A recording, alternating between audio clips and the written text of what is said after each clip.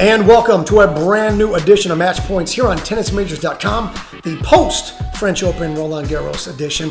Look at the panel, familiar faces back in new old places. Good to see you again, sir. Let's begin with the former Wimbledon champion. She's a tennis journalist as well these days. She's on both sides of that. Welcome back, Marion Bartoli. Also, speaking of journalism, hi there, writer, author, and journalist Carole Bouchard joins us once again. Thank you so much. And there he is. We haven't seen him in a while, but he's back where he belongs with us. The senior editor, Racket Magazine as well, tennis journalist and reporter, Mr. Ben Rothenberg. All right, you guys, let's get right at it. This is the post-Roland-Garros edition as we just wrapped up the French Open 2020. Shock winner. Who would have seen that this guy would have come out of nowhere to claim this title? But in all seriousness, let's get right at the issue. Many people questioning and wondering whether or not Rafael Nadal pushed his health too far. The question I ask you is, did Rafa push it too far with his health to make sure that he could play and finish this tournament? Let's begin with you, Marion Bartoli. Well, for me, it was very interesting because as I was working at Roland-Garros, I was really courtside on a lot of his matches. And I could see on his face, because, you know, you can read the emotion a lot more when you have someone getting his towel 1 meter away from you or playing the ball 2 meters away from you rather than commentating from a booth when you're so high. And it's really a lot more difficult to read the body language. So despite, of course, this absolutely incredible match against Zverev, which was, for me, absolutely insane in terms of all levels, even against Simon, or even before that, he was really suffering. And you could tell, like, the pain was still there. He was trying to manage it through. But I think for Rafa, everything was planned until the 5th of June. And I don't think he would have, you know, put a schedule outside of this or put anything forward beyond the 5th of June. His goal was just to win a 14th Roland-Garros, a 22nd Grand Slam, and then see. And for me, what he has done was just go way beyond the limits of any, I think, human being would support in terms of pain and everything he had to go through to get that title and then assess.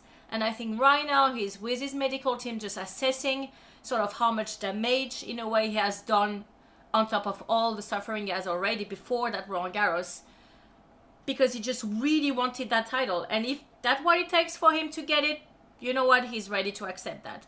But I don't think he has said, well, I'm going to save myself to go through the year. I just really don't think that was his mindset towards Roland-Garros. He just wanted to win that one more than anything in the world and then just see. And I think right now he's just thinking, well, maybe I'm not going to Wimbledon. Maybe it's not my surface.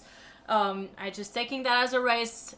Maybe I would just play one tournament before US Open. Maybe I'm not going on hardcore at all. I think right now he's using this week to assess with his medical team to see how far he can still go. But his goal was to take the 22nd, and hats off to him. He went through, a hell of a tournament and did it. But I don't think he wanted to save anything for that title. Absolutely not. Carole Bouchard, is it really any of our business whether or not he's pushed his health? It's his health, his decision.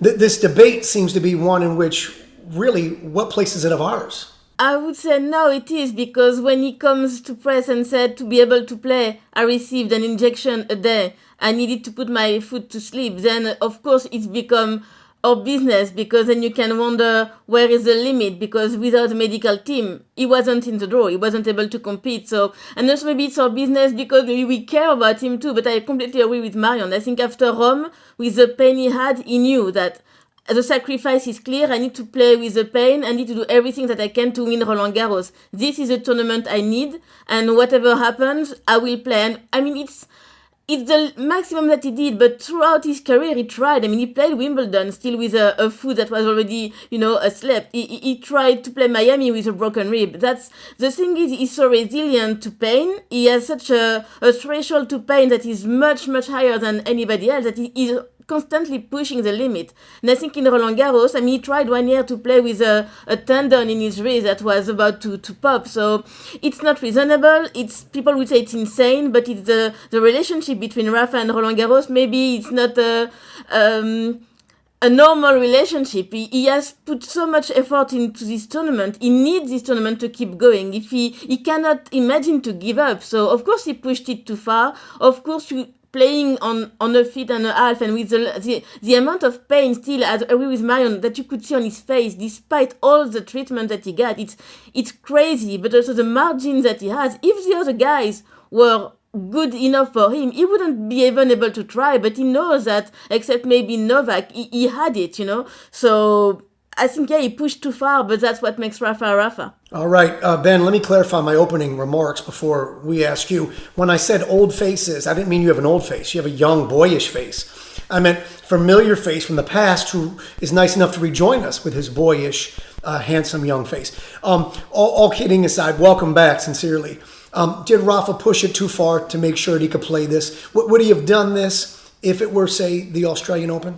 I'm not sure. I mean, he did obviously win the Australian Open this year and was dealing with maybe some physical issues. He's always dealing with something. The foot issue has been persistent for these last few years of his career, and he had just ways of managing it better or worse. But I do think he is sort of flirting with a line of what divides, courageous with dangerous on this injury. And we just don't know. I'm not a medical expert on these sorts of things, on anesthesia and long-term foot injuries, but you know that when you're pushing through pain, if it is making things worse for him in life later on, that's something he says he doesn't want. He's very concerned about that. At least he says he is, but yeah, he keeps pushing and pushing all the time. And it's a strange visual to see Rafa after winning, a very dominant final over Casper Ruud, 6-3, 6-3, 6-love, to see the video of him going to the trophy shoot at the Eiffel Tower the next day and limping to the trophies, position for the photo. It's a strange contrast. We're not seeing the full effect of this, and we don't know the full effect of what it will have on his life in the present and in the future, longer term. I mean, maybe it's not going to affect him either way. Maybe he would continue being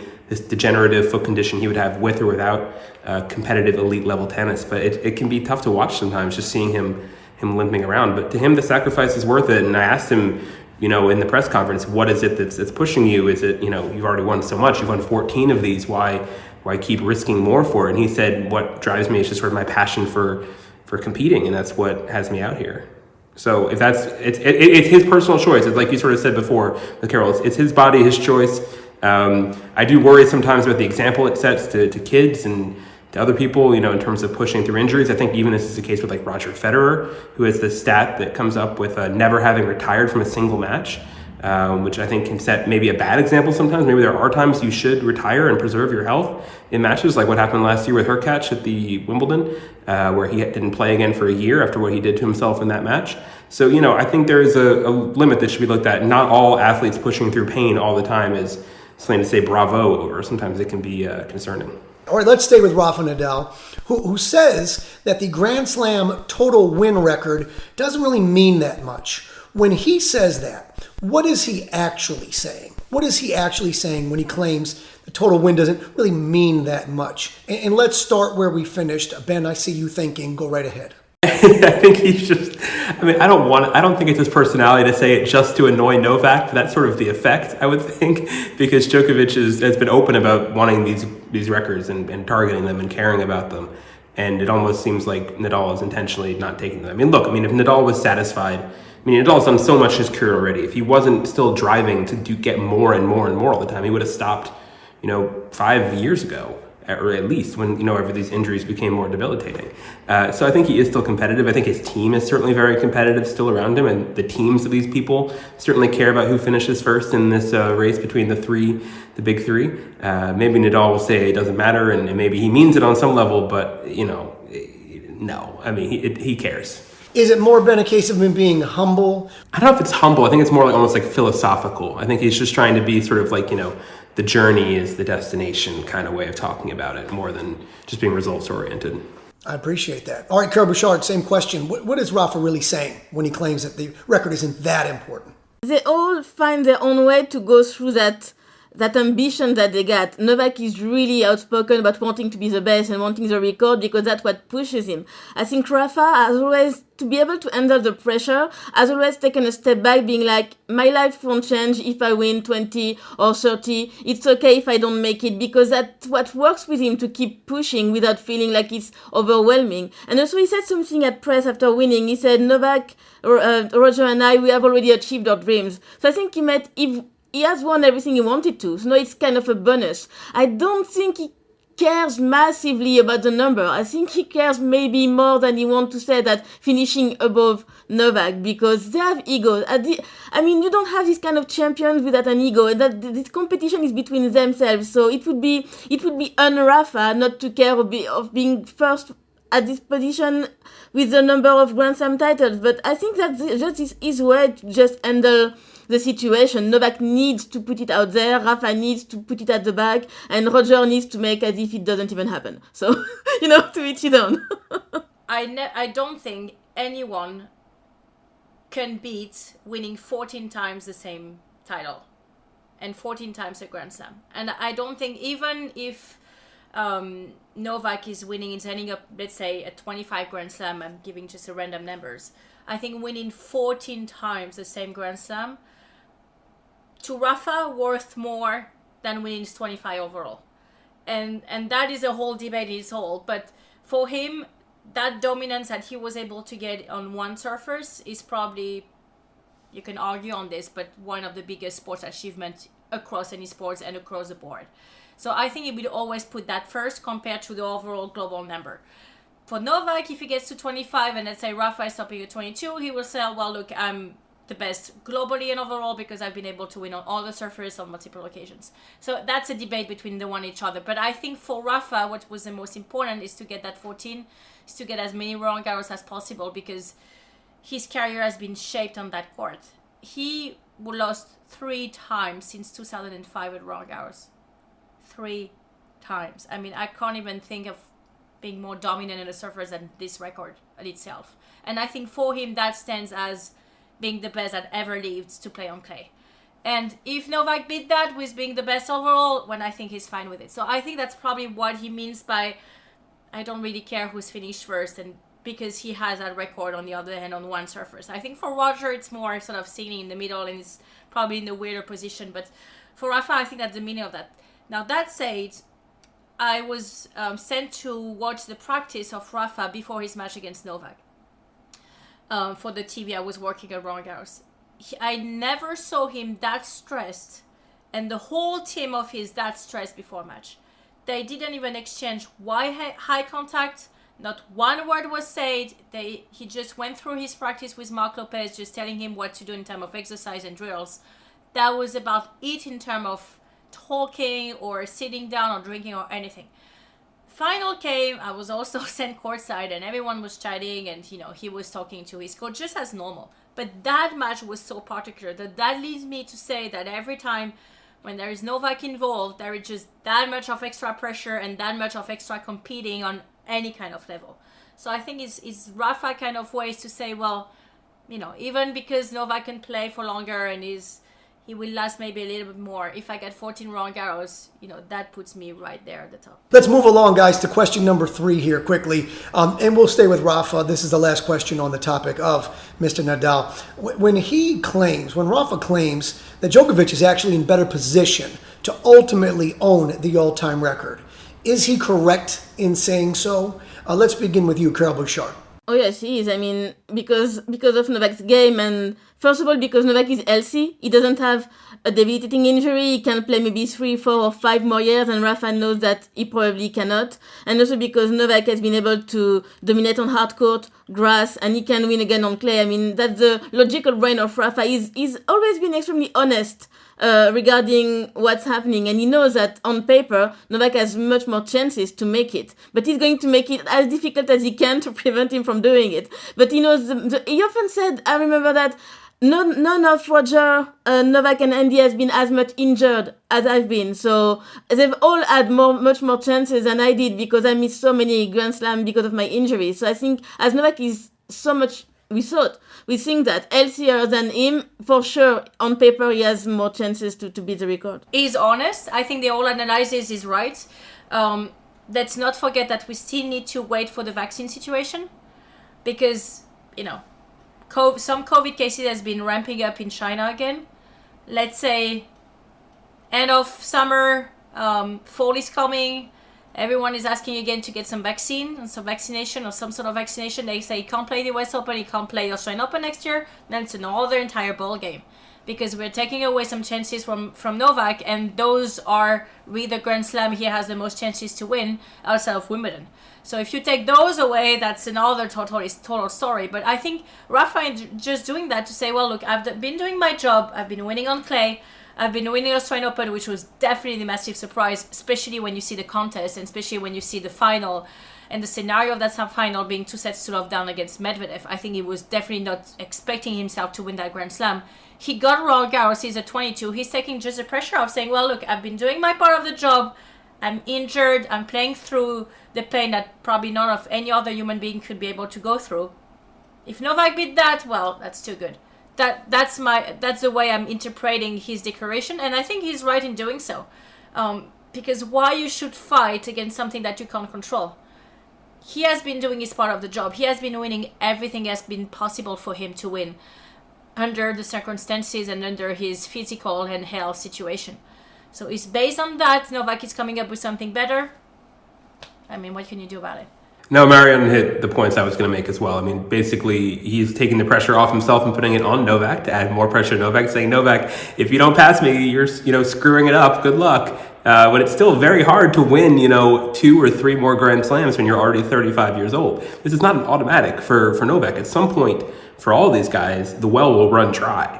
We've seen it happen relatively suddenly for a lot of top players, like Serena. Who would have thought the 2017 Australian Open would be her last Grand Slam? And it looks now like almost certainly it will wind up being her last Grand Slam title. You never know when you're going to hit that wall. And so this, a slam in the hand is worth 2 in the bush or more, to use that metaphor for tennis. I think he's taking the pressure off himself. And I also agree with Marion. I mean, this vaccine issue is not over for Novak. As of now, he would not be able to enter the US or Australia. And that makes life much more complicated for him. He's making life complicated for himself right now, still. All right, let's move on now to the women's side in this French Open, with now a record-tying 35th consecutive match win streak since the year 2000, of course. Is it possible that we are still underestimating Iga Swiatek? I know, Ben, you've been a huge fan for a very long time, but is it possible we're still not fully appreciating what it is that she's doing and what it is she might still do? Ben, go ahead and get us started. I mean, what she's doing is incredible. I think the numbers speak for itself there. And she picked, in some ways, the toughest time to have this long streak come, because it was the longest stretch of the tennis calendar without a Grand Slam. If you do this any other time, you're going to get at least 1 Grand Slam title, maybe 2, maybe 3 out of it, if you space it differently where she did. So her consistency of being able to do that at some big tournaments, a lot of WTA 1000 tournaments, and the only 500 she played was Stuttgart, which is a very loaded tournament. So there was plenty of quality in these wins. But I think what's really more remarkable to me than the number itself is just how incredibly far of the pack she seems. Like there's no one out there right now who's sort of a potential challenger to her. You really have to use your imagination. And I just think we're at a point in women's tennis right now where very few women are sort of playing their best right now. I think a lot of people are struggling. A lot of people are going in and out. Some people like Coco Gauff, we'll get to I'm sure later, hasn't quite reached her peak, is still developing, is still a ways away from being that kind of top player. A lot of the players who were in the Guadalajara field for the finals last year have really had pretty disappointing seasons this year. Kontaveit, Krejcikova, so on and so forth, Sabalenka, lots of them just not doing really their best. And so there's a lot of space. I think really the only player who in top of women's tennis who's also kind of playing her best right now is Ons Jabeur. And she took a surprise first round loss at the French Open, which we didn't see coming. But other than that, I think there's still just no real competitors for her. And even so, we had to grasp with Iga, and I don't think it's her best service, but also I don't know who beats her still, because she's just that much better than everybody. You watch her matches when she's all the way focused, especially in the later rounds of these tournaments, it's not remotely competitive. It's compelling to watch because just seeing someone that much at the top of their game is pretty astounding to watch, the same as it was with peak Federer, peak Nadal, peak Serena. Iga has that going for her now, but in terms of competitive intrigue, there's very, very little. So let's pivot on the spot there, because you said something interesting. You said it seems that very few women are playing very good tennis right now. And Marion, I saw your nonverbals in reaction. Your thoughts on what Ben said, do you agree with that? And if so, why do you think that is the case? Yeah, I absolutely agree with that, because, for me, if Muguruza played her best, if Badoza played her best on clay, if Krejcikova played like she played last year, if Kontaveit is hitting the ball as hard as she was hitting at the back of the end of the year, then it would be a lot more competitive because yes, Iga is really good and she's doing a lot of things extremely good, but she can have some competition, and you have seen it in Guadalajara last year. She didn't win that, and her forehand was really starting to break down. So, it's always the same in women's tennis. It's year one, everyone is coming up, no one has point to defend, everyone is playing free, and a lot of girls are winning matches, and then year two comes, and then everyone's collapsing. It's the same for Raducanu in a way. I think if let's say Iga is playing against Emma last year, the way she was playing in the US Open, even though the surface is different,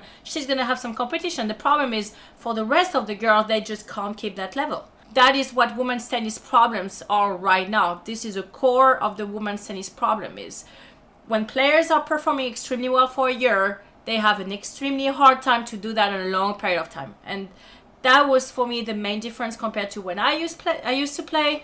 When you had Justine Henin, when you had Kim Clijsters, when you have Mary Pierce, when you have Amelie Mauresmo, when you had Serena at her best, Venus, Dementieva, Sharapova, and all of those, you have the same pack for, let's say, 10 years. And if you want to break that, you had to be extremely good for a long period of time, just not 1 year in and out, because you might get in top 10 and then you were back to 50 in the world. And that consistency is lacking for now. And I think that the WTA is really looking to get that consistency again, because otherwise you get a final done in 1 hour. Final of a Grand Slam.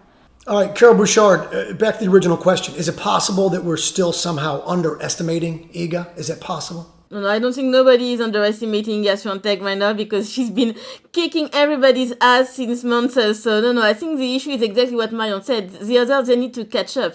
The problem that you need targets. You need to see the bar and you need targets. But we've lost Naomi Osaka in a way. We've lost Bianca Andreescu. We've lost Arina Sabalenka. Those are three players that should be with Iga clear targets. Garbinier should still be here. So that's also bad luck of injuries. Krejcikova, she did an elbow. That's not her fault. Ons Jabeur losing first round was a bit of a disaster. But you need these targets to raise the level of the game and also to get the rivalries going on. So you get the narrative. But because we had fantastic finals not that long ago, I mean, Sharapova Halep was really good. Ostapenko winning was really good. Krejcikova had 3-set battles. It's just that right now, Swiatek is so much better than anybody else that she's going to be like Federer, Rafa, or Novak in their greatest days. She's going to thrash everybody. So I think the bar is here, and the other one, they need to make us feel that they want to catch up. Because sometimes I'm not even sure they want to catch up. Like they're ready to work as hard as Swiatek is working or Barty was working to catch up. They're happy with losing most of the time. They don't look like it's a death and life out there. Maybe it's healthier because they have taken a step back from the pressure. But if you don't want this as bad as Swiatek wanted this, despite having 34 wins already, then you're going to have a problem. So let's stay on the women's side, but in particular, overall, the French Open. I'm going to ask you guys to fill in the blank. I'm going to give you a statement, and I want you to fill in the blank with the rest of what you believe the answer should be. French Open Tournament Director Amelie Mauresmo's comments about men's matches being much more attractive for the evening session than women's matches were blank. Her comments were blank. Carole, I'll let you fill in the blank first. I think that's wrong because what do you call fascinating and what do you call men's tennis? Djokovic, Nadal and Alcaraz are fascinating. It's 3 players. Sasha Zverev isn't selling you 1 ticket. So what is men's tennis? Bencic, Fernandez on the women's side was extremely good. Is that not worth a nice session? Madison Keys, Caroline Garcia, you add those matches. The thing is, what do we call fascinating? Seeing the stars? Of course. Then you put Novak, Rafa and Alcaraz at every night session. I think unfortunately she doesn't have, it's sending the women under the bus because you cannot say that your system is flawed because you have only 1 match night session, that the tickets are hella expensive, and that you need to make sure that people get enough for their money. But you cannot say that women's tennis hasn't been fascinating with the Osaka, the Andreescu, Krejcikova last year was insane. We get Coco Gauff, Swiatek. You cannot say Iga Swiatek doesn't deserve a night session. I don't think Amelie really wanted to say that. I think she's she's stuck between the fact that she cannot say my tournament system right now is not working. So you're trying to find other ways. But men's tennis, it's 3 players right now. And Marin Cilic having the run that he had, nobody expected, was fun. But if you're talking about people selling tickets for entire stadium, it's 3 guys. So Trevisan and Zverev, for me, that's the same. Osaka is not selling as much ticket as Medvedev or Sasha Zverev. I don't think so. So that's the wrong debate for me. So I think that's why she was wrong, because she put it on the wrong debate, and then it became a whole thing. Billie Jean King, what's coming the next day. It was all unfortunate. I think the issue is that the system with the night sessions doesn't work. All right, Ben Rothenberg, same question. Her comments, Amelie Mauresmo's comments, the women's match is more attractive for the night session than women's matches are. Her comments were blank. Fill in that blank. My blank is going to be sloppy. I don't think that's what she meant. I don't think that was a good articulation of the issue of night session scheduling. I don't think... I was at the whole press conference with Mauresmo, and I got to say, I don't feel like she was super prepared for the moment of being a tournament director facing the media for the first time like that. I think she didn't have answers prepared for a lot of honestly pretty basic kind of questions about especially the most obvious topics, which were going to be night session scheduling. She didn't really have a very clear take on a lot of topics of the gender side of it. Obviously, we got a lot of attention when we're talking about now, but also just about running too late, about one match, transportation. Your contention is she wasn't prepared for this, and she did not articulate it properly. Well, yeah, I think she landed on, right, she was not articulate, and she landed on one particular thought that landed particularly badly. She said in later interviews, and she did a bunch of interviews to kind of make up for it, and then a couple of days later, she said, she mentioned the best of 3, best of 5 thing, and saying that it's tough to put, potentially a short match in this one match session. The real problem with the night sessions is the one match thing. It's very difficult to schedule that and put a best of 3 match over a best of 5. A lot of fans aren't going to like that. And then also it's just risky in general to put just one set. I always hate it whenever it comes up in tennis, sessions that are only one match. I think it's very, very risky. I remember been to sessions, where somebody rolls an ankle in the first 2 games of the match and, it ends after 10 minutes and then people go home very unsatisfied. I think they should have a system where it's at least 2 matches per session every time. That would allow for more gender balance as well. So there are bigger issues, and I think just watching Mauresmo up there at the podium sort of trying to describe why women's tennis is less attractive was not the right sort of lane for her to go down. I think she got kind of lost in that answer and regretted it, and honestly annoyed and deeply sort of, really pissed off, honestly. A lot of other people in women's tennis and a lot of the sort of other former players felt really betrayed by having a former WTA number 1 sort of being seen as disparaging women's tennis right now. They saw it as something that was just not fair to their product and this sort of community and sisterhood that they really take very seriously. Marion, you know her, you've played against her. Your thoughts, to fill in the blank on her comments, and then what do we not know that you do about her perhaps, and maybe how that was misarticulated, as Ben points out. Well, it's exactly what Carole said. The problem is the price of the tickets and the length of the matches.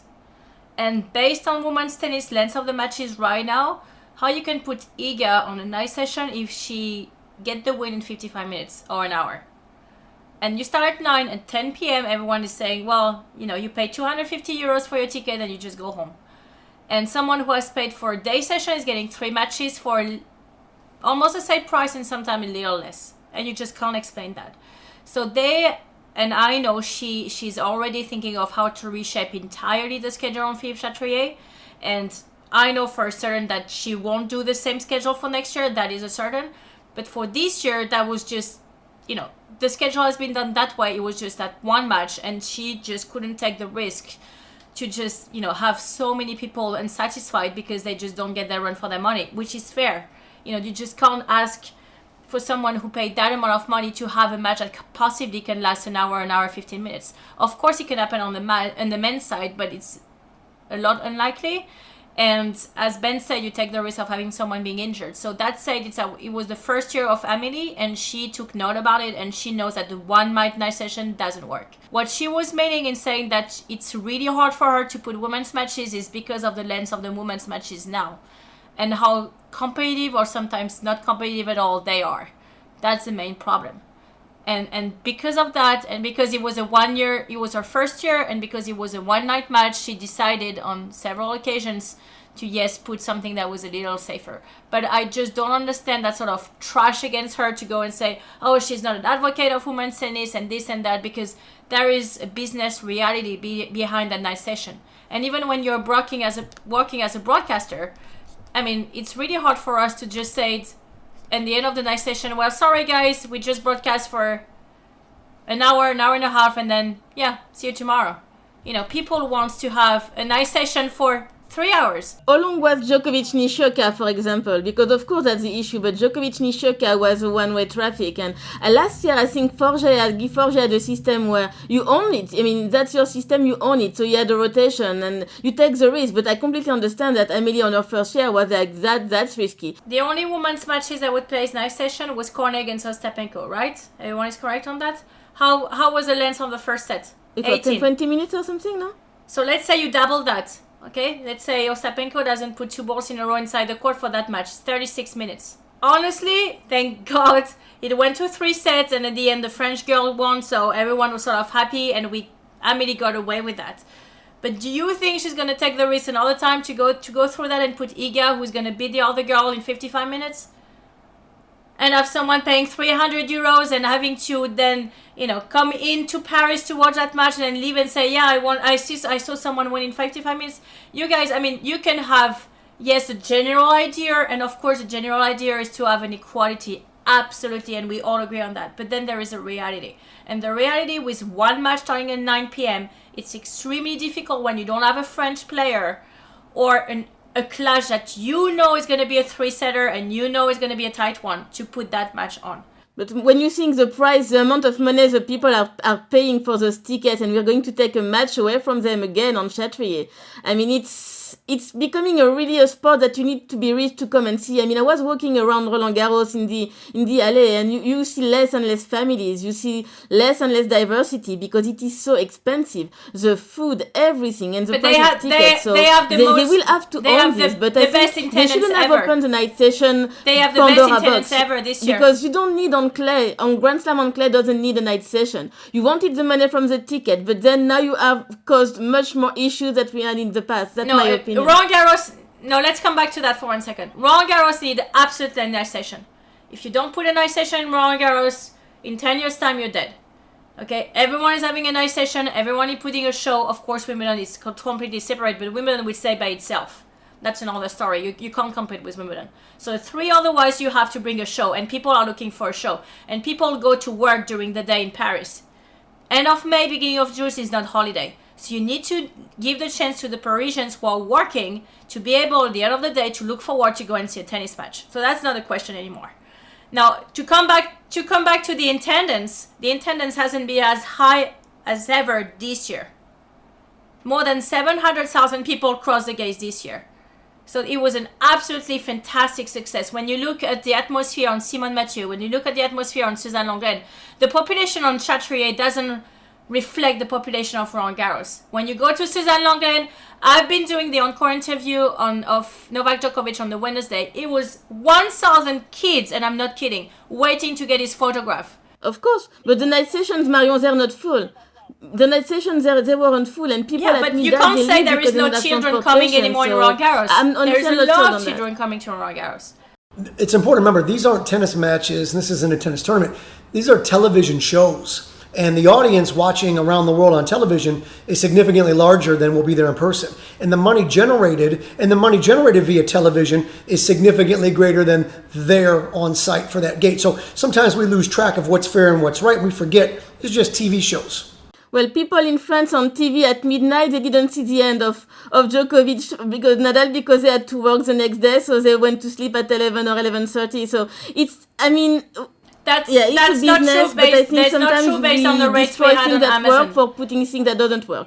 Let's move on now to Billie Jean King, who offered up a solution to the Roland-Garros night session idea. She said, have the men play 3 sets. Is that actually a good idea, or is that a bad idea? Carole, you start.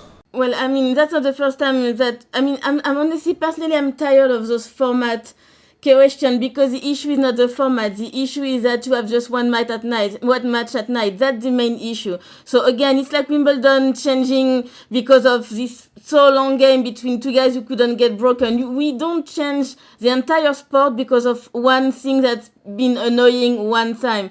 I don't think, and again, we talk about the length of the matches and the price people are paying for the tickets. We don't have any interest in Roland-Garros to shorten the matches again. I think that's not the issue. The issue is it's the scheduling. The issue is that night session, and we need to solve it. And you don't solve it by destroying the entire format. My opinion is that the format is not an issue. I mean, I understand that maybe it's better to have a tiebreak in the end of the fifth. We've lost a lot of kind of epic or stuff. I love the two games, different, but I understand. Okay, but now until when are we going to shorten, the format? 4 games? What is it? Are we going to have, sort of? I don't know. I think it's a way to avoid the reality of the problem, which is the scheduling, which is the television, with it saying, to be honest, to take money first, business first, and the rest after. Then own it, and that's it. Same. Completely agree with Carole. For me, it's not the format that is the issue. For me, when you can start your night session, let's say 6:30, 7 p.m., depending on who you want to put, you put 1 man, 1 woman, or 1 woman, 1 man, and you're good. The format is not the issue. I completely agree with Carole. I completely agree with Billie Jean King. I think this is a great fix, and that it's always going to be a problem in terms of gender equality so long as they play different formats. And if the men are taking up this much longer time on the big stage and their matches are seen as more worthy of prime scheduling because they're more likely to last longer, that's always going to keep the women behind.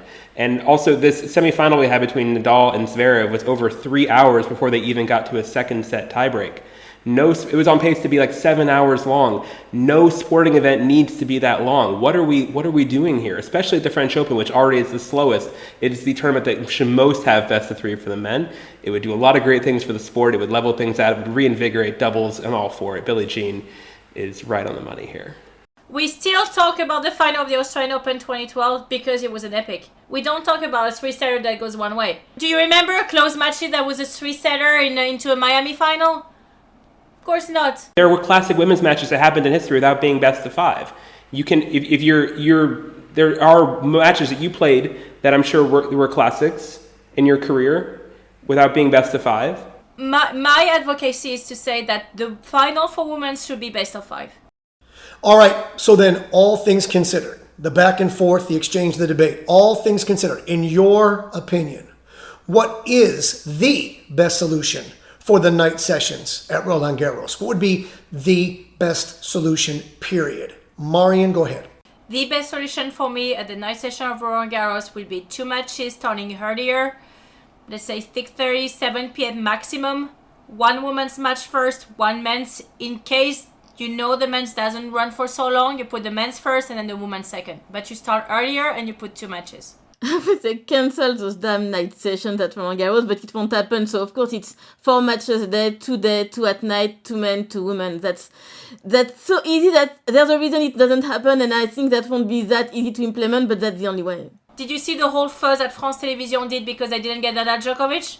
So if they do that, but if they do that 2 times, during Roland-Garros, Amelie is not going to survive.